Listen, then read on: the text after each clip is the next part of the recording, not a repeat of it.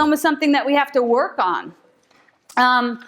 Because how dare we be extravagant, No one wants to be inappropriate in their extravagance, so we immediately shrink back into ourselves and we downsize it. We get back to our normal size, appropriate size dreams and desires, appropriate levels of brilliance, which sounds like an oxymoron, doesn't it, But we do this so that we don't make ourselves or others feel comfortable. Isn't that crazy? Because God forbid we be too extravagant. Everyone knows that's way too much. But isn't God, if anything, way too much? Just the fact that we dare to have a conversation about this concept. It does require all of us to pay attention and to be present, because I don't know all of God and you don't know all of God, but together we're kind of like expanding this idea of God, because the truth is it's way too much. It's too bold, it's too big, it's too extravagant, it's so amazing, it's infinite. With it, all things are possible. Come on. And if that's our Creator, and we were created in its likeness, we might want to, test the waters of extravagant a little bit. We might want to think, what does that feel like in my shoes? The thing is that for many of us, extravagant sits very close to the idea of bold and brazen and excessive and flashy and, God forbid, flamboyant. That's why I wore this dress today, to be honest with you. I was like, what's the most extravagant thing I have? Gaudy and gauche and grandiose. These are words that could really define an ego. But the thing is, they could also define God. And so the Holy Spirit tells us that anything can be used for love or for fear. And if it's used in the name of fear, like too much, too big, too soon, we're going to be shrinking back into ourselves. And if it's used for God, then we're going to be pushing each other forward in a possibility, And so to use this in the way of grandiose love, of extravagant love. So to have those big ideas and not to worry, hey, how you doing? Welcome. So good to see you here. To have those big ideas and not to get caught up in the idea of it's too big, when somebody says, what's the big idea? I'm the big idea, I'm the one who's holding the big idea here. If not me, then who? Have your big ideas and own them. We need more big ideas. I was watching this thing the other night about the evolution of automobiles has come so far, and the evolution of computers has come so far, and yet this guy was saying classrooms are exactly the same. You know who I'm talking about, Prince? Yeah. And it's like we have to continue to evolve. All of our places can use bigger ideas. When you think about, I'm going on a tangent now, but when you think about the circus, when we all went to the circus as kids, it was Barnum and Bailey's, and we ate peanuts and threw them on the floor, and it was like this cool idea, but it was a little, tacky and weird music, That's Wicked Witch music, actually. But then, somebody got that idea and was like, I'm making that bigger and bolder and brighter and branding it in a way that's never been done before, and boom, we get Cirque du Soleil, and we're all like, let's pay $50 for what we were going to give $10 to like a year ago for Barnum and Bailey, and now we're going to the circus in a whole new way, But it serves, it serves art, it serves creativity. So if we use these ideas and these bold concepts in the name of love, it can be nothing short of miraculous. And miraculous is an extension of God's love that requires no sacrifice. And extravagant giving leads to extravagant living, and extravagant living is a place of prosperity. And this month for October, we're talking about prosperity. That's the word, prosperity. And it's so great that we're talking about prosperity right now, because we're on the cusp of fall. And if God does anything extravagant, we see it in fall. We see her come out and just show all of her colors and leaves nothing behind. It's just and we're like, whoa. And each time we're like, what is that color? And we're staring at it where did that come from? And it's nothing short of extravagant. And we get to see that in nature. And nature knows she's going to die for winter. So she's like, throw it all out there. Don't leave nothing behind. Empty yourself. Empty yourself in this season. What would it feel like to empty it? To leave everything bare so we could go into winter, and have that stillness. So, A Course in Miracles says, the fear comes up and says, what do you mean empty yourself? You'll be left with nothing. And everyone knows you have to hoard things away for winter. But A Course in Miracles always takes us down a different path. And A Course in Miracles says, to have all, you need to give all to all. How about that? To have all, you need to give all to all. What does that even look like, you know? And when they're talking about all, they're talking about love, because love is the only thing that you can actually give, you know? So if you give that love out into the world in whatever form you're called to give it, it doesn't tap all your resources. It expands your resources because it pushes you into a greater consciousness so that your good returns to you, because that's also a law of God. You know, all giving and receiving are one and the same. And we're living in a world that tells us no. Hoard it, keep it, brand it for yourself. You're never going to get another good idea. This is it. This is their last good idea. That's so funny. Oh my God. But we've been in that place where we thought this is my last good idea, and we've defended it with everything. It's horrible. It's so stupid. It's us. That's us begging for breadcrumbs. And God's like, what the hell are you doing over there? We got the banquet and you're fighting over a crumb. I was going to say a bad word. Okay, so A Course in Miracles also says, I should tell you, I'm reading from A Course in Miracles. That's my book. I didn't bring it with me, but that's my book. You know this feel. I am what it says I am. I can do what it says I can do. The same is true for you, that we are infinite creators at one with this divine creation. And in A Course in Miracles it says, say only this, but mean it with no reservation. So it's talking about single purposeness. Say only this, but mean it with no reservation. I am responsible for what I see. I choose the feelings I experience, and I decide upon the goal I would achieve, and everything that seems to happen to me, I ask for and I receive as I have asked. It's a longer version of just saying ask and it is given. And so, and imagine that God that says to us, ask and it is given. But the problem comes in when we mess up our idea of asking with God's idea of asking. Because God has said to us, in your asking is your thoughts. Your thoughts are what you're asking for. And nothing will manifest in your life not connected to a thought. And so your life is an outpicturing of your thoughts. And so we ask with our thoughts. You think loving thoughts, you see a loving world. You think stingy thoughts, you see a stagnant world. That's it. And that's the only thing you need to change is your mind, So that's how we can say, ask, it is given. And we don't have to ask in a supplication of prayer, but we ask within the consistency of our thoughts. What is the consistent nature of your thoughts, Because that you can work with, that you can change by pouring in, if you're stagnant in an area, pouring in the constructive opposite. Look at those places where you're stuck and stagnant. That's a beautiful thing to do. We all have stuck and stagnant places in our life. All of us do. But we can go to that place and work right there, not just for our own good, but we're actually and literally healing it for everyone. If I heal shame within me, I heal that for the whole world. If I heal, financial low self-esteem, I heal that for everyone. So that's the good news. And that's an extravagant thing for us to do, and an extravagant thing for us to consider to do. So why wouldn't you be extravagant? When you know that it serves everyone. We see it because we believe in it. So this is a good thing for us to look at.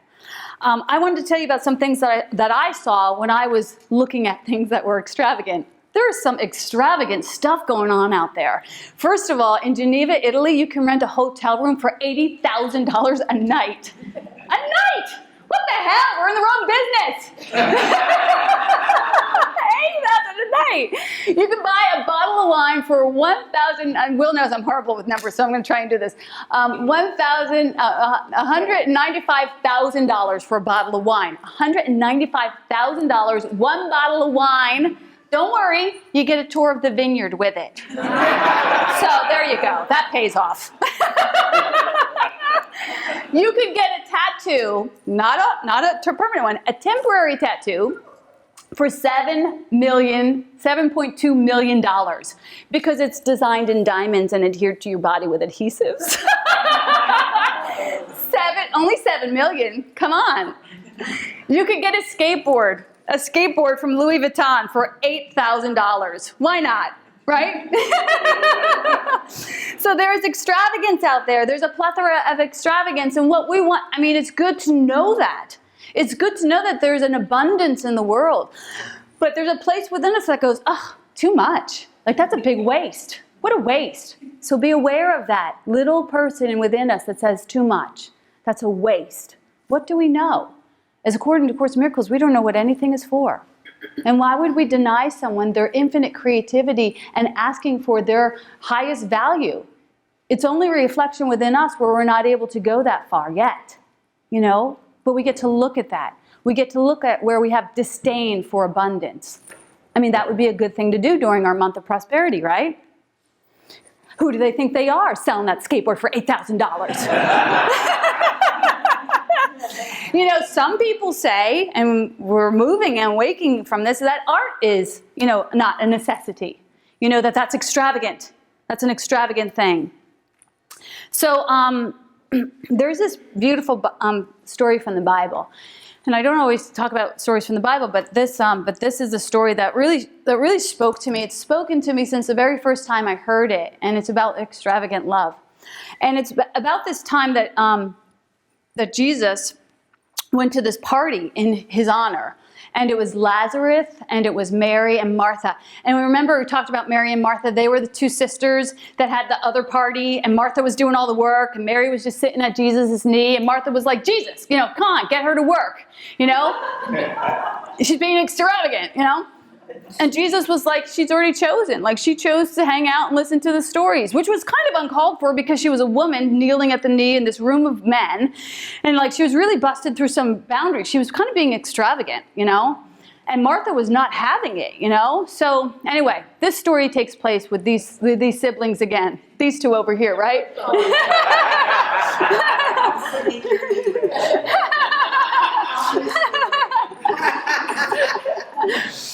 So they're at this party. So first of all, they're at this party, and what happens, the backdrop is that Lazarus had died, and Mary and Martha were his sisters, and they were devastated. Like, they were devastated that Lazarus had died. Can you imagine your brother dying? And they tried to get a word out to Jesus, but he was kind of far away, and so Lazarus was sick, and then he died, and they buried him. And by the time Jesus came to visit them, you know, the girls were weeping. And in the Bible, it says, like, you know, that they professed their love for his teachings, and they professed, like, they had this conversation that this was described as a beautiful conversation. And then they went to the cave, and all of them were crying, even Jesus, it said. And they went to the cave, and Jesus rose Lazarus from the dead. And Lazarus comes out of the cave like a mummy, you know, with like all the bondage on him and everything. And he rose him from the dead in this story. So these two girls watched him do that.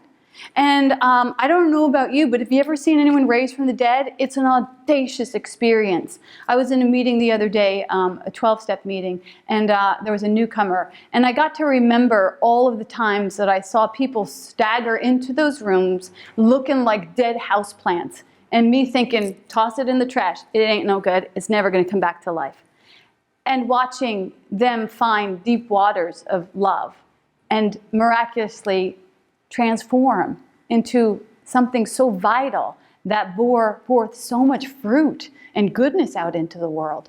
Like, you know, we all look at things like that and say, you know, it can't be done. And then love does it. Love is audacious. So I was thinking about the story, and I was thinking about how much love and appreciation they might have had for Jesus, and how much love and appreciation I might have for the 12-step, or how much love and appreciation you might have for any time you've witnessed a fireman carrying someone out of a burning building, you know, symbolically. We've all been pulled out of burning buildings in our life. We've all been saved 1,000,000 times. You know, we're cats that have 9 lives. I know you are, because I am, and you're probably not here by mistake, and we're all a reflection of each other, and I should have been dead long ago. I'm not kidding. I one time sat in an automobile and literally was sucked in by a huge truck, and there was this huge wheel going around, and I was like, I'm going to die. And I looked at my friend, and I thought to push her out the door, but I was strapped in, and all of a sudden, boom, we were let go. I know. So that was just one time. Anyhow, live to tell. So So we're at this dinner party, and Lazarus is listening to Jesus, hanging out with the guys, and Martha's making busy as she does, and Mary goes out and she comes back in with this alabaster jar, and she takes the alabaster jar, and she breaks it open, and she takes the content of it, and she pours it over Jesus' head. The entire content of it. And, then she takes her hair down and she begins to wash his feet and she begins to cry because she's so grateful, that he has raised her brother from the dead. And she begins to cry and give thanks for these miracles and for his works in the world, And it's kind of this uncomfortable moment for everyone because everyone's like, what is going on, And there's something about this story that always kind of stuck in my heart, This man, Jesus, raised her brother, and there she was just having this public display of gratitude for him. And she was holding nothing back. Like, it was almost a little bit inappropriate. At this stage, we might have said to him, like, get a room. But she was demonstrating this extravagant act of love. And she didn't think about, she didn't think about anything. She just didn't think, She didn't think about what will people think of me, because taking down her hair in public allowed them to say, oh, she's like a prostitute, because only prostitutes do that. But she didn't think about that. And wiping his feet with her hair, she didn't think, oh, they're going to think I'm a servant, because only servants do that. She didn't think about that. And, not just dabbing him with a little thumb of oil and, anointing him as an honored guest. She didn't do that. She left it all on his head. She poured it all out, like fall does, like we could do, That's extravagant love. And she doesn't think about herself. She just thinks about giving love, not from a place of sacrifice, but from a place of generosity and appreciation and adoration, And the oil at the time was said to have cost 30 pence, which is at that time a working person's year of finances. A year of finances she spent on his head, right? Today it would be $20,000. She could have gotten 2 skateboards with money left over. Maybe a small tattoo.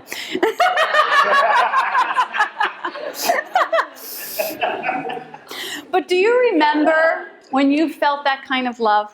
Do you remember when you totally poured your heart out, and you were just like, I will do anything for this thing, this person, or this place. I will leave nothing behind, I will walk on glass. I will, spend every cent I have for this love. I remember when I was a young actress, I ate and drank and slept my art. I'd wake in the morning and eat a peanut butter and jelly sandwich, and then I'd rush into New York City, and I'd take classes with people, and then I'd eat another peanut butter and jelly sandwich for lunch. I'm not kidding. This was like my ritual. And then I would go to work. Then I would go on auditions or whatever, and then I would go to work at night and serve up hamburgers and eat a hamburger, and then I'd go home and I would do the same thing over and over and over again because I loved. And I remember I lived in Hoboken, New Jersey at the time, the most romantic place in the world. And sometimes I've gone back there and I go, why didn't I fall in love with anybody while I was here? Because it's so romantic. And I realized I was in love. I was completely immersed in my love of my art. Artists love like that. Artists, they'll eat, scraps so that they have money for tap shoes or classes, Mothers and fathers love like that. We put ourselves on the back burner so that we can, feed the children, right? We have the capacity to love like that within us. So, because we know what we do it in one place, we can do it in all places. But this kind of extravagant love makes us feel a little bit uncomfortable, doesn't it? Like, what do you mean we could do it in all places? We'd be totally drained.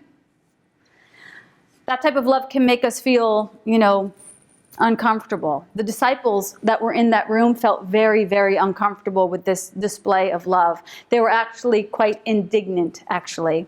And they went about doing what we do when people make us feel uncomfortable. They went about discrediting Mary. And they called these actions extravagant. In fact, Judas is quoted as saying, "This is a waste." This is a waste. The perfume could have been sold at a higher price and the money given to the poor. That's spiritual superiority. Don't tell me what to do with my freaking oil. You know what I mean? But don't we do that to each other, you know? If we're uncomfortable with it, we're like, well, you really should have done this. It would have been kinder. There's people out there. You know, so, and Judas, of all people to point the finger, is the guy that sold Jesus off for 30 pence. Right? Interesting. So, not to point the finger at Judas, because, you know, you got to do what you got to do, you know? And he's a good part of this story. So, but the idea is sometimes we can feel really uncomfortable with extravagant love, and it's hard for us to give sometimes, and it's hard for us to receive sometimes, and sometimes it's really hard for us to witness someone else being extravagant. It just feels really uncomfortable. And so we start to make up stories about them. How dare they buy that skateboard? You know, get that tattoo. How dare they waste it when other people are starving? What is that? Where does that live? What's that about? Just curious. I don't have the answers. I'm just asking. And you can talk when it's your turn. But but sometimes we all become very uncomfortable with extravagant love, right? And because if we don't partake in that kind of extravagant love, all of a sudden we start to not only label that, but we label ourselves. I'm so stingy. Oh my God, if I don't show up and bring the most audacious things like everyone else, I'm so stingy, or I'm a bad person. You know, and so these actions take us to task. And for Mary, it was the right thing for her to do. She just did it. She just did it out of this place of love. And not from sacrifice, but from celebration. Because we're not looking for martyrs. We're looking for miracles. You know?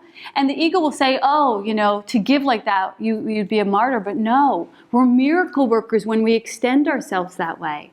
You know, so to play around with this idea, this possibility, is that true, and what would that feel like? The ego tells us that it's not worth it, but of course, in miracle students, we all know that giving and receiving are one and the same. And extravagance breeds extravagance. And the disciples began to discredit her, and Jesus said, leave her alone. This is the second time he's defending her. First time with Martha, remember? He was like, she's already chosen. So this girl, Mary, she must have really been pushing the boundaries, right? But he defends her a second time. Leave her alone, he says. She's done the right thing. You know, she's blessed me with this oil. You always have time to feed the poor, he said. But this is the time that I'm here now. Almost saying, love the ones you're with. You know? I saw this sign this week that said, love those who are near, and those who are far will come. You know? And that's what he was saying. Like, don't save your oil for some other people who aren't even here. Like, pour it out now. She's doing the right thing. And not only that, but he actually extended another very extravagant gift to her. He said, this was such a correct thing to do that whenever this Bible is taught, she will be honored in it. That's great. Because, you know, sometimes a lot of women were erased from the Bible. But this is the one time where I think they felt like, you know what? He said it. We better keep her in. But hey, you know what? If we keep her in, don't worry. We can make her a prostitute. Got this one.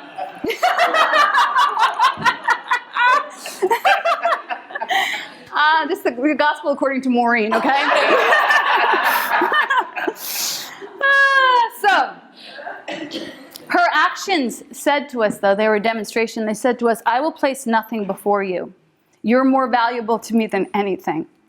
More than my own reputation, I will be foolishly in love with you. And she did it because she recognized greatness, right? And she wanted to meet greatness with greatness, and she did. And she recognized that she owed this, you know, that she had this, she had reason to celebrate. He'd given her brother's life back.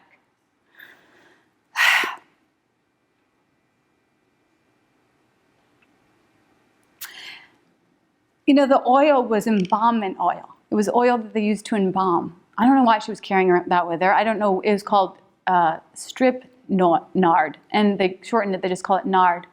But, you know, the woman has an intuition, and maybe she knew that there would only be a week left of his life. You know, maybe she was preparing him for this death. You know, why else would she pour all of that oil, that embalmment oil, over his body? I'm not even sure if I'm saying that right, but you know what I'm talking about. So she symbolically poured herself out. When I told that story this morning about Doug, like I thought, like, gosh, our days are not guaranteed. Like, what are we holding our good for? So the questions for today are, how do we cultivate that kind of love?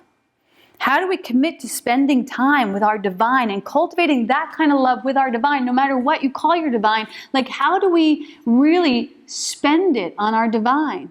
How do we pour ourselves out and into it? How do we let go of our fears of being foolish? How do we pour out all of our oil?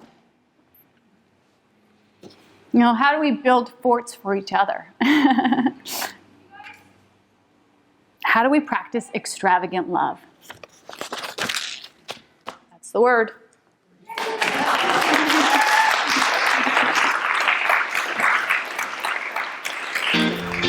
So what do you think? I would love to hear from you. Leave a comment below, or you can go ahead and sign up for our newsletter at speakeasyspiritualcommunity.com so we can keep the conversation going.